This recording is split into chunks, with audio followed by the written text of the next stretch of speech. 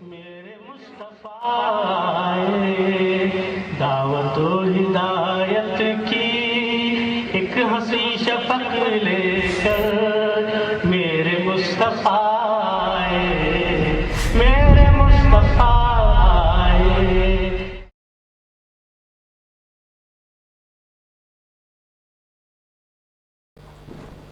بسم اللہ الرحمن الرحیم۔ ناظرین السلام علیکم ورحمۃ اللہ وبرکاتہ۔ سیدھی بات ٹی وی چینل کے ادبی پروگرام فکر و فن شعر و سخن میں آپ کا خیر مقدم ہے۔ میں ہوں عزیز بیلگامی اور فکر و فن شعر و سخن کی بیان نوی قسط کے ساتھ حاضر خدمت ہوں۔ ناظرین، آج ہم جس شخصیت کی حیات و خدمات کو پیش کرنے جا رہے ہیں وہ بھی اسی طرح معاشرے کی ایک پارہ صفت شخصیت ہے جس طرح اس سے قبل بھی ہم ایسی ہی کئی انسانیت نواز شخصیات کا تعارف کرا چکے ہیں۔ جی ہاں ناظرین، ہم ہبلی کے متوطن جناب مشتاق احمد ملا صاحب کی بات کر رہے ہیں، جو نیک نام Tipu Shaheed institute of technology polytechnic کے پرنسپل ہیں۔ شہر ہبلی کی یہ وہی شخصیت ہے جو متنوع سرگرمیوں کے ذریعے دھوم مچائے ہوئے ہے اور ادب اور تعلیم کے میدانوں میں اپنے ہم منصبوں کے لیے مثالیں قائم کر رہی ہے۔ وہ اپنی منصبی ذمہ داریوں کے ساتھ ساتھ کہیں نہ کہیں کسی نہ کسی محفل میں تقریر کرتے نظر آتے ہیں۔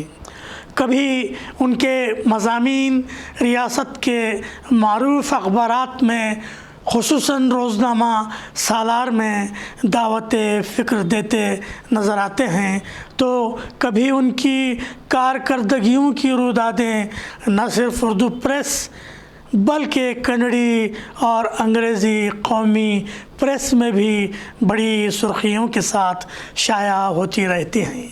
بہرکیف محترم مشتاق احمد ملا صاحب ہبلی کی ایک معزز ترین شخصیت کا نام ہے جو آج فکر و فن شعر و سخن کے مہمان ہیں۔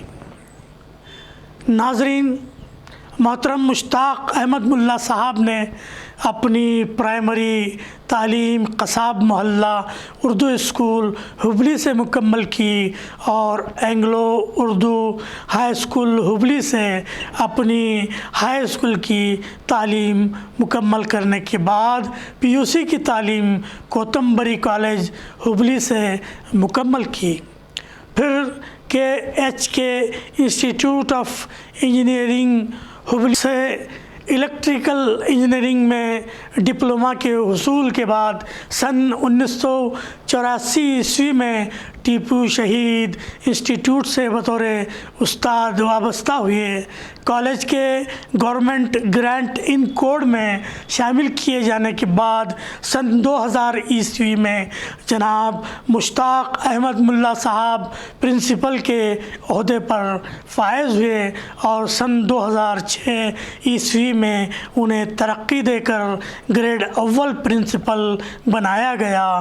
بعد ازیں سن 2007 عیسوی میں وہ گریڈ دوم پرنسپل کے منصب پر سرفراز ہوئے۔ ان کی خدمات کا کل دورانیہ 38 طویل سالوں پر پھیلا ہوا ہے، جس میں ان کی بطور لیکچرار 16 سالہ خدمات اور بطور منتظم و پرنسپل سالہ خدمات شامل ہیں۔ پورے کرناٹک کی سرکاری اور سرکاری ایڈیڈ پولی ٹیکنک میں آپ واحد اردو جاننے والے پرنسپل مانے جاتے ہیں۔ ٹیپو شہید پولی ٹیکنک پورے کرناٹک میں بڑی شہرت کی حامل پولی ٹیکنک ہے، جہاں وہ ہر قسم کے پروگرامز منعقد کرتے رہتے ہیں۔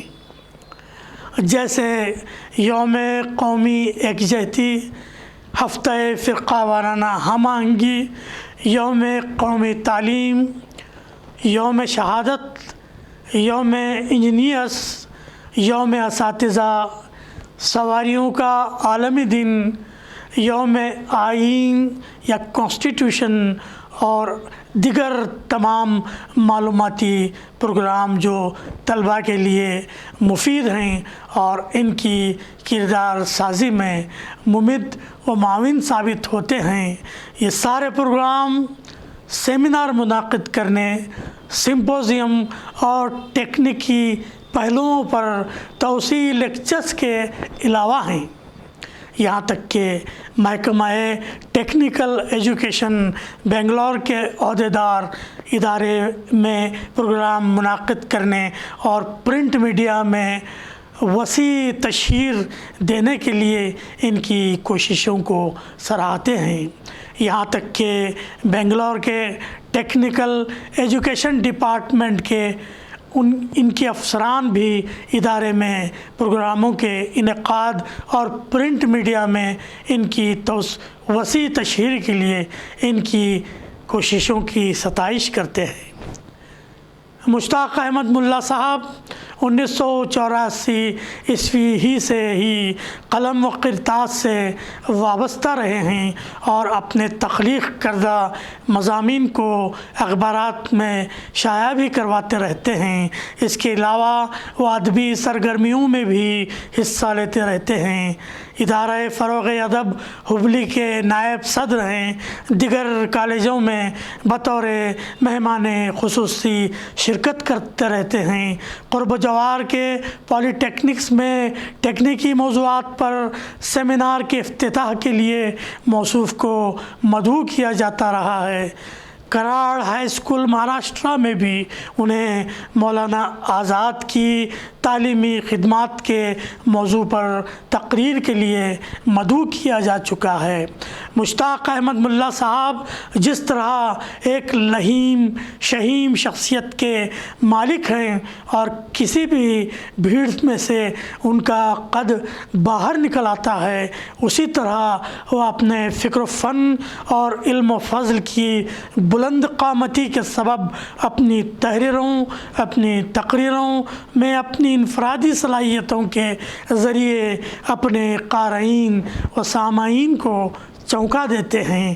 ادارہ فکر و فن شعر و سخن آج مسرور ہے کہ ایسی نادر روزگار شخصیت نے ہمارے اسٹوڈیو میں قدم رنجہ فرمایا۔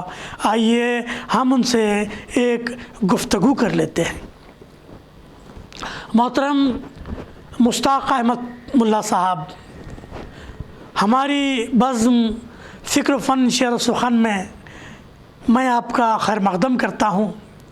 اپنی منصبی ذمہ داریوں کی ادائیگی کے ساتھ ساتھ آپ اردو زبان کی خدمت میں لگے رہتے ہیں۔ ہم آپ کی زندگی کی روداد خود آپ کی زبانی سننا چاہیں گے۔ ہمیں اور ہمارے ناظرین کو بتائیں کہ آپ کی زندگی کا یہ علمی، ادبی اور سماجی خدمات کا مبارک سفر کیسا رہا؟ نحمد و نصلی علی رسول الکریم، اعوذ باللہ من الشیطان الرجیم، بسم اللہ الرحمن الرحیم۔ محترم عزیز بلگامی صاحب اور ناظرین فکر و فن شعر و سخن، آپ تمام کی خدمت میں سلام عرض کرتا ہوں۔ میں اچھی طرح یاد ہے، یہ پہلی بار میں نے عزیز بلگامی صاحب کو ہبلی میں 1978 میں ایک مشاعرہ ہوا تھا۔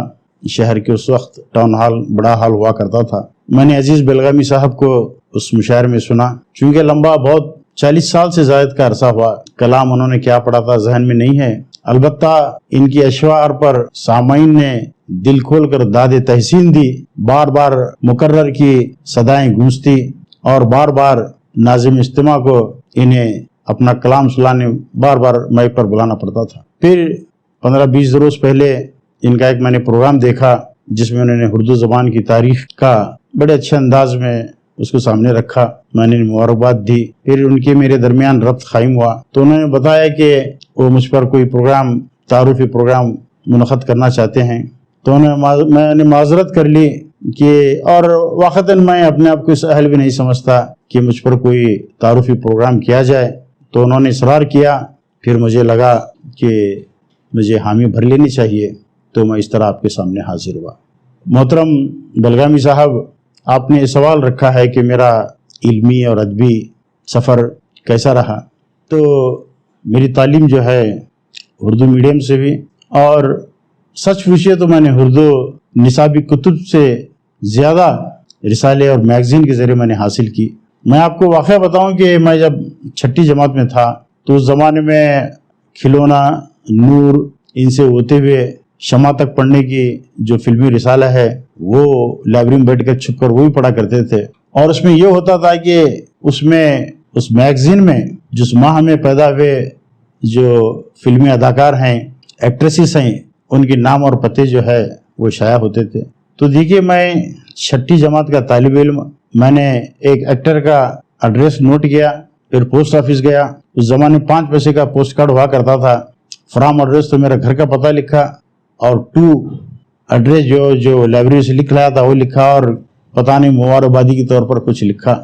یہ واقعہ ہوا. پھر 15 روز کے بعد ایک لفافہ وہاں سے موصول ہوا اور براہ راست وہاں ریڈمی کے ہاتھ میں لگا. ہماری والدہ نے تاڑ لیا کہ یہ میری کار ستانی ہے کہ میں نے خط لکھا، جواب میں وہاں سے خط آیا.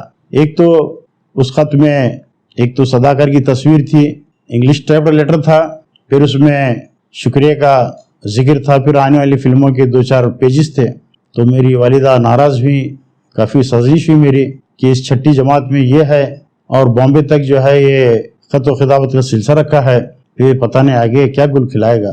بہرحال یہ لکھنے پڑھنے کی چنگاری تو میں نے اپنے اندر 6ٹھی جماعت میں ہی پائی. پھر یہ سلسلہ چلتا رہا، شبستان، ہما، ذکرہ، ہدا.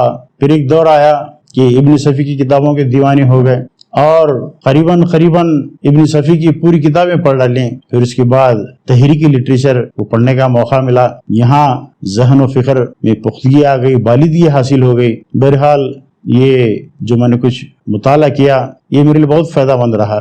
اس کے بعد دیکھیے، مجھے کہنے دیجئے کہ آج کرناٹک کے جتنے بھی گورنمنٹ اور گورنمنٹ ایڈیڈ جتنی بھی پالیٹیکنکس ہیں، شاید میں واحد شخص ہوں جو اردو بیک گراؤنڈ، اردو پس منظر سے تعلق رکھتا ہوں. بہرحال میں اس زبان کا مرہون منت ہوں کہ اس زبان سے مجھے نصرت ملی، عزت ملی، روٹی ملی، اور واقعتاً میرا علمی اور ادبی سفر بہت کامیاب رہا.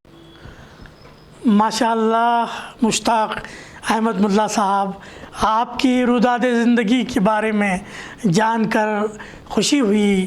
اس کامیاب سفر کے لیے ہماری مبارکباد قبول فرمائیں. حیرت ہے کہ آپ کو 1978 کا وہ مشاعرہ اب تک بھی یاد ہے جس میں شمسی مینائی، منشا الرحمن منشا، ڈاکٹر سید انور علی صاحب اور حفیظ میرٹھی صاحب کے علاوہ کئی معروف اور سینئر شعراء شریک تھے.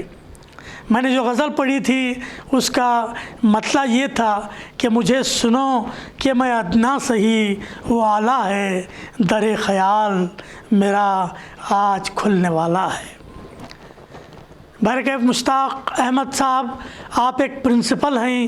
اپنی بے تحاشا مصروفیات کے باوجود آپ کسی نہ کسی ایونٹ کے نظم و انصرام میں مصروف رہتے ہیں. اس کی رودادیں پابندی کے ساتھ اردو، کنڑی، انگریزی پریس میں شائع ہوتی رہتی ہیں. اس سلسلے میں آپ کیا کچھ بتانا چاہیں گے؟ محترم بلگامی صاحب، آپ نے مجھ سے یہ بھی پوچھا ہے کہ ایک انسٹیٹیوشن کا پرنسپل ہونے کے باوجود جو ہمارے یہاں مختلف موضوعات پہ جو پروگرامز ہوتے ہیں، آپ اس کے لیے وقت کیسا نکالتے ہیں. تو میں یہ عرض کرنا چاہوں گا کہ آپ ٹیچر ہیں، تو آپ کے سامنے سوال یہ ہے کہ آپ نوکری کر رہے ہیں. اگر اس کام کو، اس پیشے کو نوکری کے ضمن میں لیتے ہیں تو پھر بات ختم ہے، وہاں اور کوئی بات نہیں ہو سکتی. لیکن آپ اسے ایک ذمہ داری سمجھتے ہیں. آپ ایک کلاس روم کے ٹیچر ہیں، کیمپس کے ٹیچر ہیں، آپ بازار میں جا رہے ہیں تو بھی ٹیچر ہیں، آپ سماج میں رہتے ہیں، جس سوسائٹی میں رہتے ہیں تو وہاں بھی آپ ٹیچر ہیں. تو پھر آپ کی حیثیت نوکری کی نہیں ہوگی، وہاں تمہیں بحیثیت ٹیچر اپنی ذمہ داری ادا کرنا ہوگا۔ چونکہ اسکولس میں، کالجز میں ملک کا اثاثہ پروان چڑھتے رہتا ہے، نیشنز ویلتھ وہ اسکولوں اور کالجوں کی احاطے میں پائی جاتی ہے۔ یہ بچے کل کا مستقبل ہیں، کل کا فیوچر ہیں، اور ہم کوئی فیکٹری نہیں چلاتے، کوئی کمپوننٹس، کوئی پرزے نہیں بناتے کہ چلو بھائی کوئی ڈیمیج پارٹ آ گیا پھر ہم اس کے کوئی اور اس سیریز کا کوئی نیا پروڈکٹ مارکیٹ میں بھیجیں، بلکہ ہمارا سابقہ تو انسانوں سے ہوتا ہے، طالب علموں سے ہوتا ہے۔ ان کی تربیت، ان کی ذہن و فکر کی تربیت یہ ہماری ذمہ داری ہے۔ آپ دیکھیے جو ملک میں اخلاقی بحران اپنی انتہا کو پہنچتے جا رہا ہے، ہم نے صرف نصابی کتب پر تکیہ کیا، اس کے بعد طلباء کی تربیت، ان کی ذہن و فکر کی تربیت میں ہمارا کوئی رول نہیں ہے، تو نتیجاً وہی ہوگا کہ یہ جس پیشے میں جائیں گے وہاں انہیں موقع ملا تو ضرور استحصال کریں گے۔ میں اس وقت ڈاکٹر رادھا کرشنن کی وہ بات رکھنا ضروری سمجھتا ہوں کہ انہوں نے بڑے اچھے انداز میں تعلیم کا مقصد بتایا۔ ڈاکٹر رادھا کرشنن نے کہا کہ تعلیم کا مقصد یہ نہیں کہ معلومات اکٹھے کیے جائیں یا کوئی ٹیکنیکل اسکلز پہ عبورت حاصل ہو، جو کہ یہ زمانے کی ضرورت ہے، جدید سوسائٹی کی ضرورت ہے، اور یہ چیزیں بھی لا محالہ ہونی چاہیے، لیکن تعلیم کا اصل مقصد طلباء کی ذہن و فکر کی وہ تربیت جو انہیں اس ملک کا ایک اچھا شہری بنائے، اس ملک کا ایک ذمہ دار، ایک اکاؤنٹیبل شہری بنائے، یہ دراصل تعلیم کا مقصد ہے۔ میں یہاں پہ مولانا ابو کلام آزاد کی بات کوٹ کروں گا۔ مولانا آزاد نے کہا تھا کہ آپ پہلے انسان کو انسان بنائیے، پھر جب یہ شریف النفس بن جائے گا آپ اسے فوجی بنائیے، سول سرونٹ بنائیے، ڈاکٹر بنائیے، انجینئر بنائیے۔ یہ جس شعبے میں جائے گا، جس شعبے میں ہاتھ لگائے گا، اس میں 4 چاند لگائے گا۔ برخلاف اس کے انسان کی انسانیت کو نظر انداز کر کے صرف سائنس اور ٹیکنالوجی پہ اکتفا کیا گیا تو بحیثیت انسان یہ ناکارہ اور بودا بن جائے گا، گویا ایک کمزور عمارت کھڑی ہوگی جس کا ڈہ جانے کا خدشہ ہمیشہ رہے گا۔ تو چنانچہ ہمیں بحیثیت ٹیچر ان تمام پہلوؤں پہ ہماری نظر ہونی چاہیے، اور جب کسی انسٹیٹیوشن کا سربراہ، ہیڈ آف دا انسٹیٹیوشن، اس کی ذمہ داری تو کئی گنا بڑھ جاتی ہے، تو ہمیشہ وہ بچوں کی اوور آل ڈیولپمنٹ کی طرف فکر مند رہے، مختلف پروگرام کرتا رہے، بچوں کو کمیونل ہارمونی کے بارے میں بتائے۔ اس ملک کے اندر کئی ایک زبانیں بولی جاتی ہیں، کئی رنگ و نسل کے باشندے بستے ہیں، اس کے باوجود ہمارا ملک یونٹی ان ڈائیورسٹی پہ کھڑا ہوا ہے، اور ہمیں اس کی جمہوری قدریں کو مضبوط کرنا ہے، اس کی پاسداری کرنا ہے، انہیں پروان چڑھانا ہے۔ چنانچہ یہ بچے جو ہمارے کیمپس میں ہیں، جو اسٹوڈنٹس ہمارے کیمپس کالجز میں ہیں، یہ ملک کا فیوچر ہیں، ان کی تربیت ہماری ذمہ داری ہے۔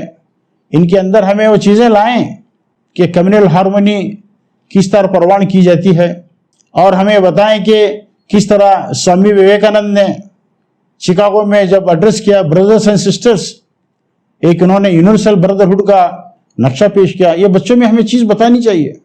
2008 میں مولانا آزاد کی یوم پیدائش کو حکومت نے ایک ریزولوشن پاس کیا کہ ان کی یوم پیدائش کو نیشنل ایجوکیشن ڈے، قومی تعلیم کے طور پر منایا جائے، اور یہ موقع ہمیں حکومت فراہم کرتی ہے اور ہمیں اس کا فائدہ اٹھانا چاہیے۔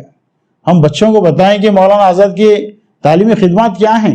آج جو کنٹمپریری ایجوکیشن ہے، عصری تعلیم کے جو اثرات ہیں، اس کے براہ راست بیج مولانا آزاد نے 1947 میں پیش کیے تھے۔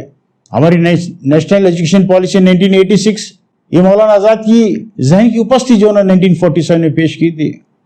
تھرڈ لینگویج فارمولا، اس کے بعد رائٹ ٹو ایجوکیشن بل۔ دیکھیے رائٹ ٹو ایجوکیشن بل 2008 میں قانون بنا، جبکہ اس کی وکالت مولانا آزاد 1947 میں کیے تھے۔ جب right to education bill RTE جب قانونی شکل لے رہا تھا، اس وقت کے HRD منسٹر کپل سبل تھے، انہوں نے کہا کہ آج مولانا آزاد زندہ ہوتے تو انہیں یقیناً خوشی ہوتی کہ جو انہوں خواب کہ تعلیم بچے کا پیدائشی حق ہے، وہ آج قانونی شکل لے رہا ہے۔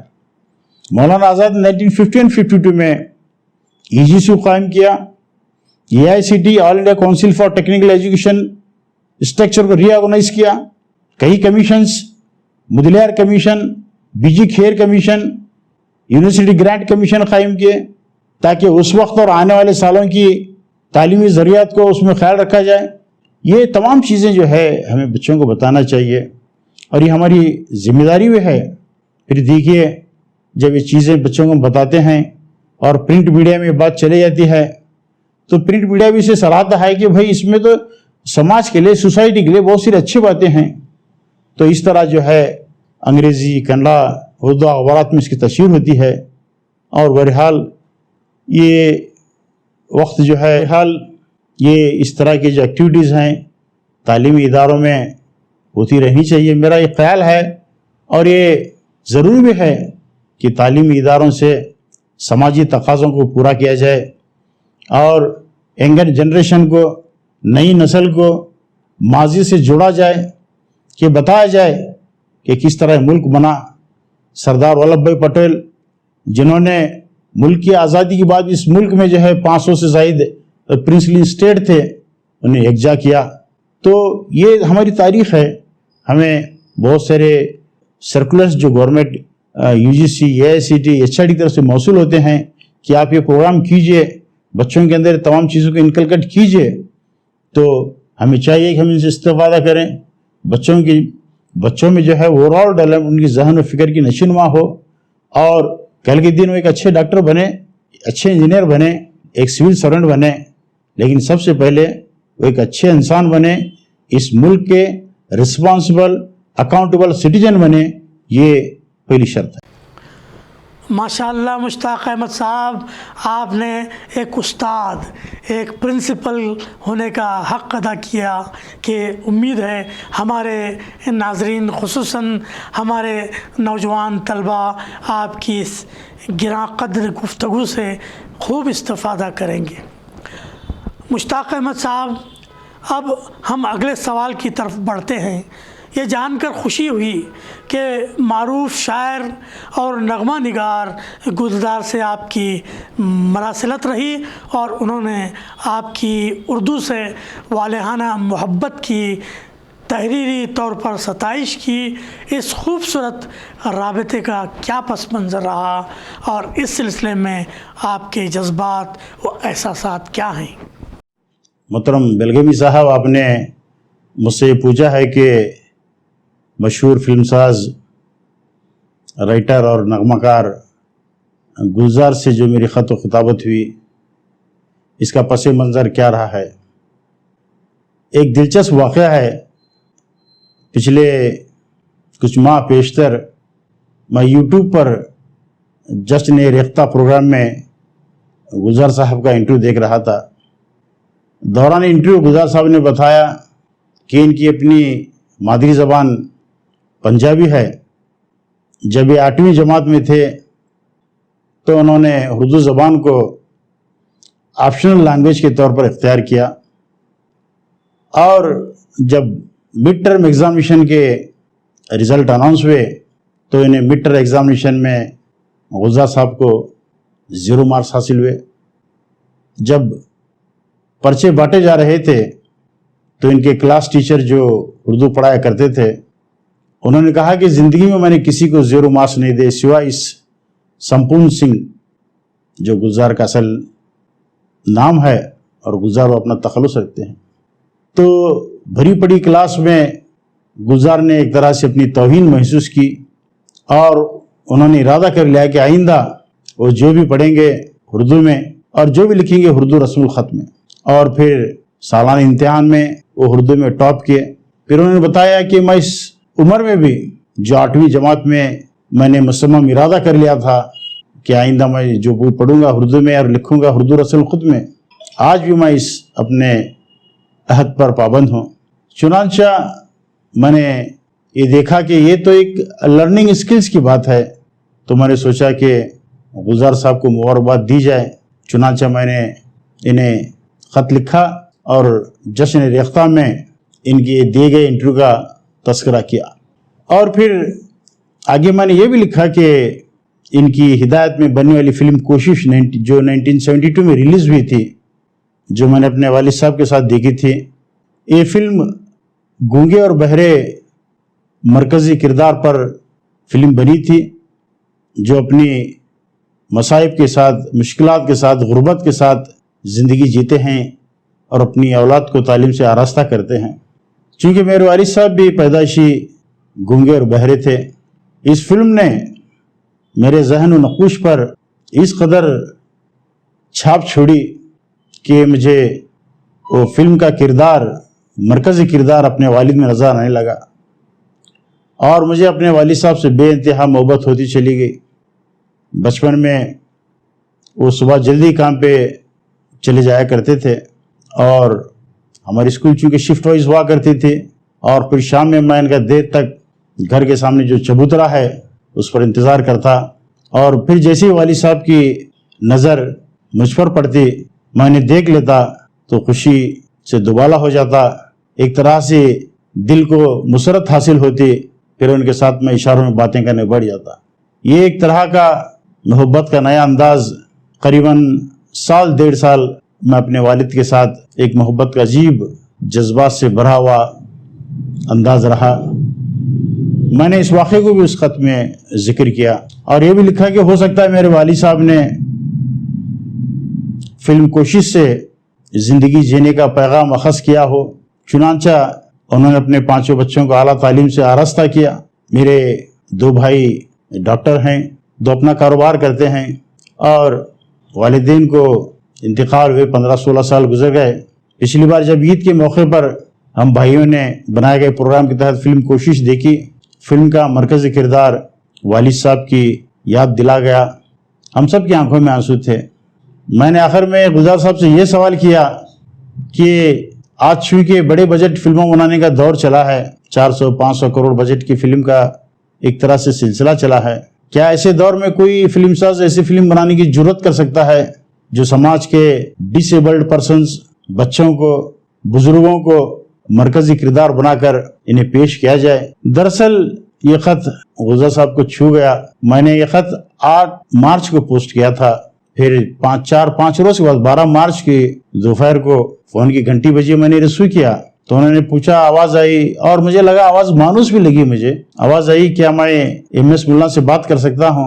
मैंने कहा हाँ। तो उन्होंने कहा कि मैं गुलजार बात कर रहा हूँ, क्योंकि 4 दिन पहले मैंने ख़त पोस्ट किया था, अब पूरी तरह बात समझ में आ गई।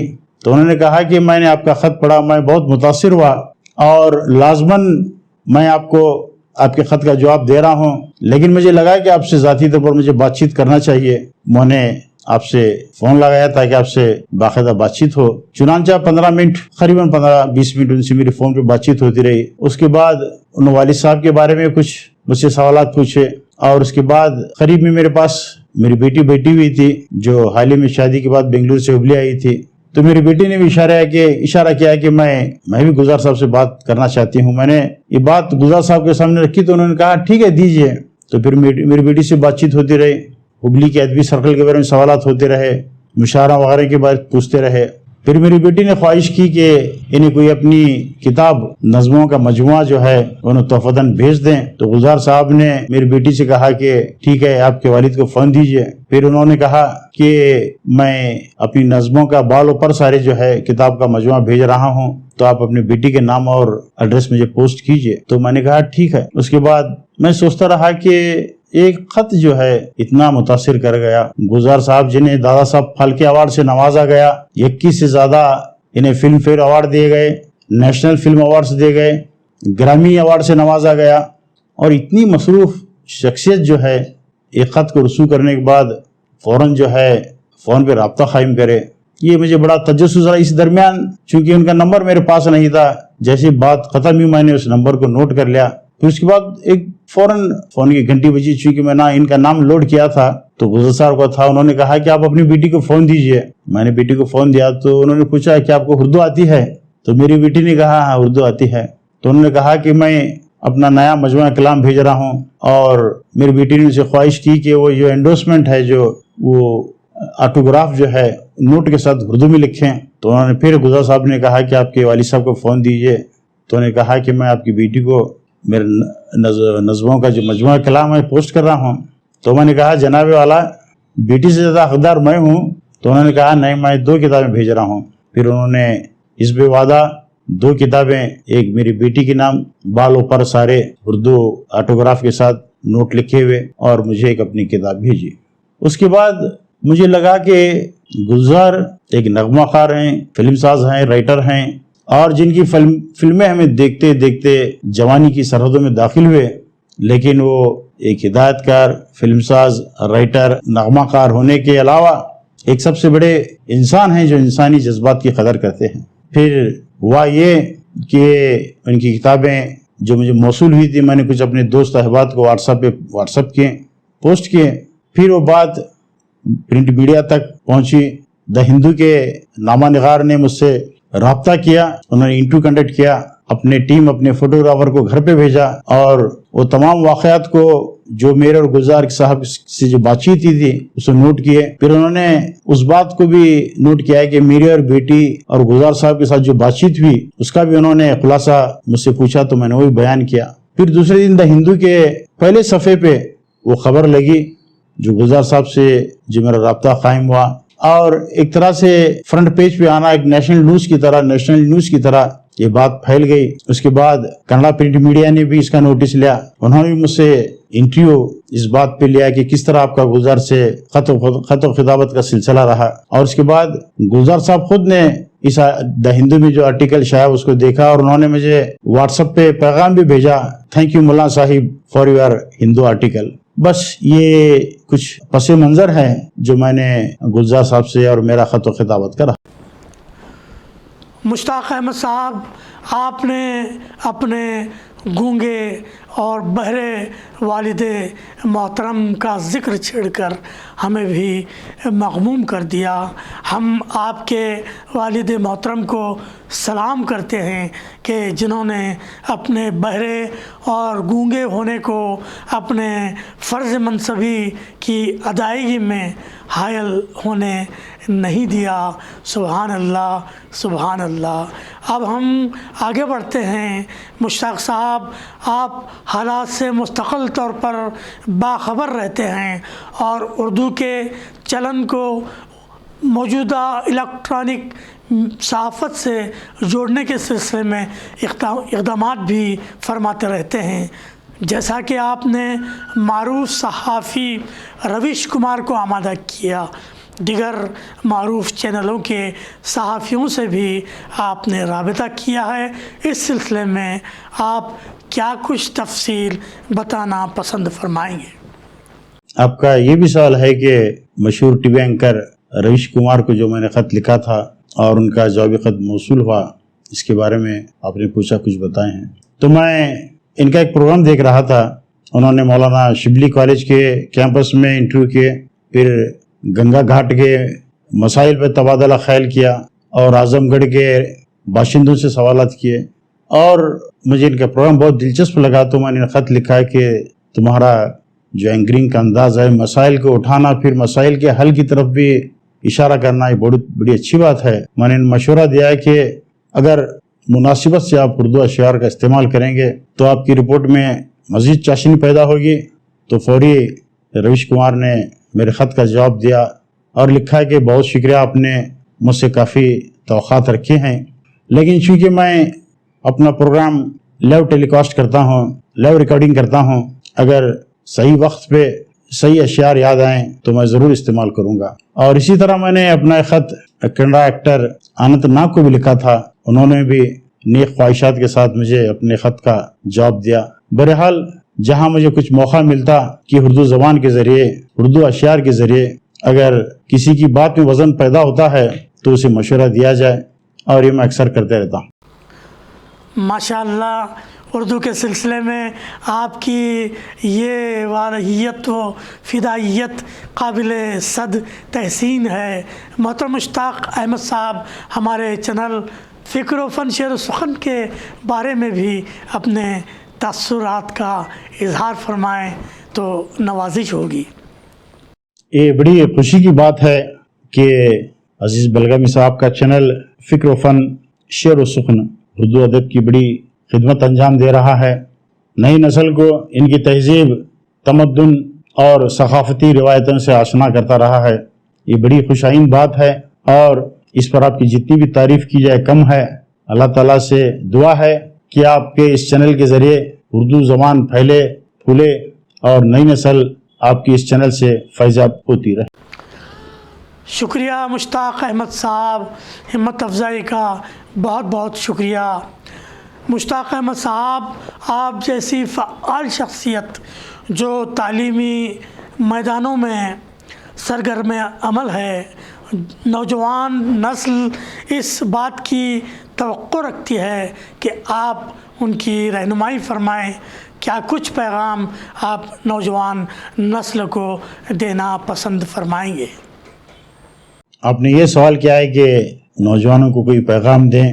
میرا خیال ہے علامہ اقبال کے اشعار ہم سب کے لیے پیغام ہیں، ہم سب کے لیے رہنمائی ہے۔ میں کہاں رکتا ہوں عرش و فرش کی آواز سے، مجھ کو جانا ہے بہت اونچا حد پرواز سے، یا پھر تو شاہین ہے پرواز ہے کام تیرا، تیرے سامنے آسمان اور بھی ہیں۔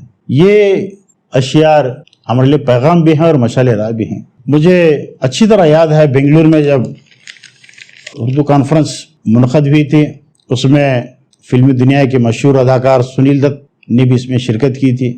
دوران تقریر انہوں نے کہا کہ ان کی زندگی اور ان کی کامیاب زندگی کا راز علامہ اقبال جنہوں نے ایک شعر پڑھا، اس شعر کی ان کی زندگی اس شعر کے مرہون منت ہے۔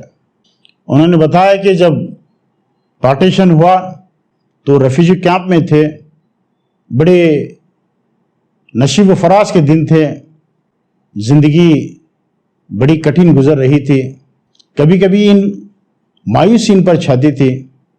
انہوں نے بتایا کہ مجھے علامہ اقبال کا وہ شعر اے طاہر لاہوتی، اس رزق سے موت اچھی جس رزق سے آتی ہو پرواز میں کوتاہی۔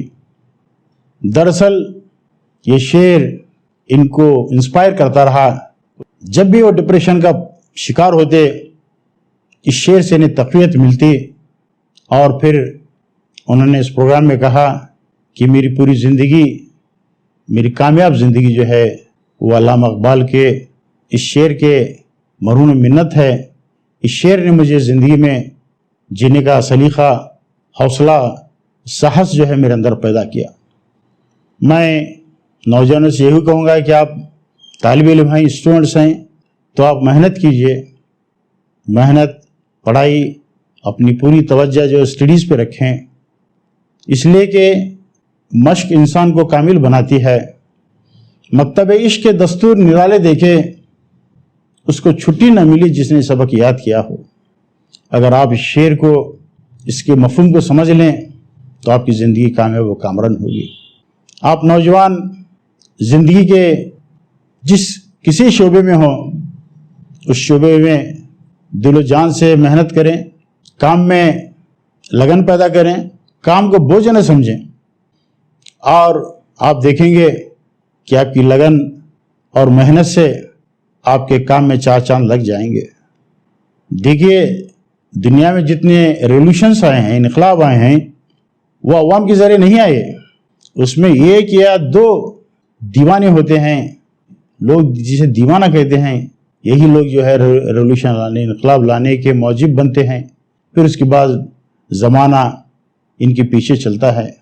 آپ اپنے کام میں دیوانگی لائیے، ایک آپ پر جنون سا طاری ہو، تو دیکھیے آپ کامیاب و کامران رہیں گے۔ اور آخر میں نوجوانوں سے یہ بھی ہے کہ پڑھائی کا رجحان نوجوانوں میں بہت کم ہوتا جا رہا ہے۔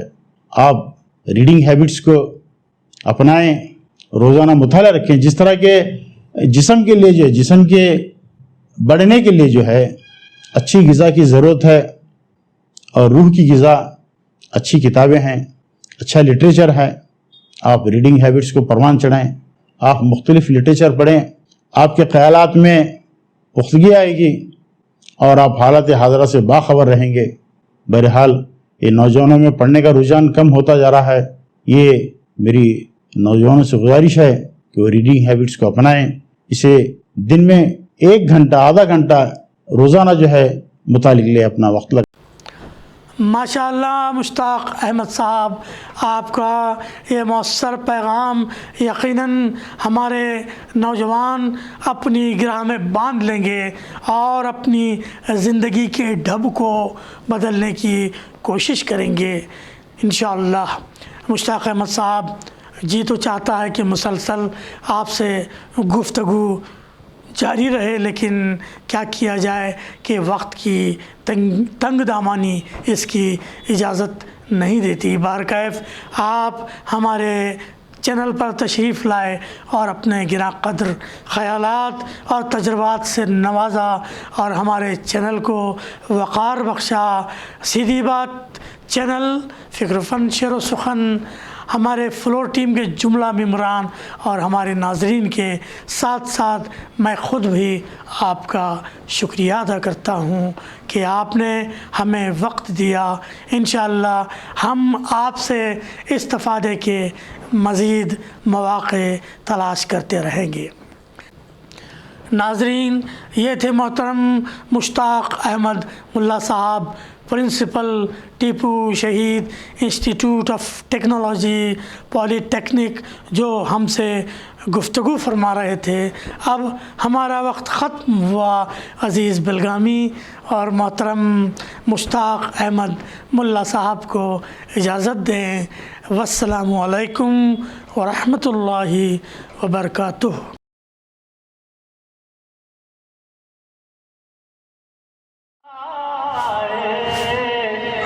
میرے مصطفیٰ